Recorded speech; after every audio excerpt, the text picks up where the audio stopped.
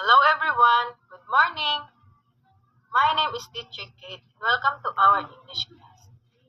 But before anything else, please make sure to pick up all the pieces of paper that you see and arrange your chairs properly. Now, are you ready? Great. As we start, let us have a quick review on what we have discussed last meeting. Can anyone recall our topic? Great. We talk about noun. Can you please define noun? Very good. Noun are the names of person, things, animals, places, events, and ideas. Now, I have here some picture. Can you tell me who or what is in the picture? Let us have the first picture. This is President Bongbong Marcos Jr. Very good. How about the second one? That is a car. Great. How about the last one? It is a cat. So if you're going to look on the names, what did you notice? Very good. Some of the names start with capital letters and some of the names start with small letters. That does have something to do with our topic for today. And your objectives are to differentiate a common noun and proper noun, and to change a common noun into a proper noun. And for today's lessons, we will still be talking about nouns, but we will focus on two types of nouns, which are common nouns and proper nouns. Everybody say common nouns and proper nouns. Very good. When we say common nouns, these are generic names of person, things, animals, places, events, and ideas. In our K term for common nouns is general names, and you have to remember that common nouns always start with small letters, except when they are in the beginning of a sentence. Let us have an example. We have here a boy, a bird, a sheep, and they all start with small letters. Now, let's proceed to proper noun.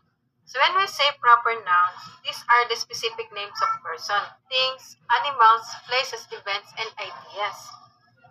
So when we compare to common nouns, proper nouns always start with capital letters regardless on their position. So let us have an example. We have here Michael Jackson. How about the second one? That is Instagram. How about the last one? That is Monkey Luffy from the anime One Piece. Very good. Do you have any other question? None? Great. So let us have our activity. For this activity, you are going to sort the nouns in their correct category. Let us have the first word. Where are we going to put the words flowers? That is in common nouns. Very good. Put the word teacher. That is also a common noun. How about the third one, Mr. Smith? That is in proper noun. How about the word boy? That is in common noun. And the last one, that's Thomas in proper noun. Very good. So let us have a second activity. And for this activity, you are going to give me an example or the specific name of the question. So I have here superhero. Can you give me a specific names of superhero? That is a Superman. How about country? Great, that is Philippine. How about the third one? A pet. Monchi. Great. So once we name an animal on our pet, that is already a proper noun. So, question so far? Clarification. Great. So let us have a quick recap. So for today's lesson, we talk about two types of noun. When we common noun, when we say common nouns, these are the general noun and always start with small letters, except when they are in the beginning of a sentence.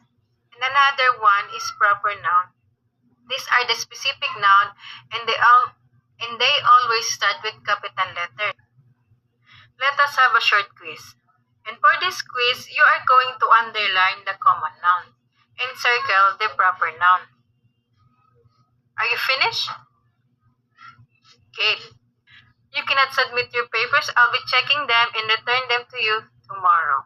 So that is for today. Again, thank you for listening. This is Teacher Kate. Have a great day and goodbye for now.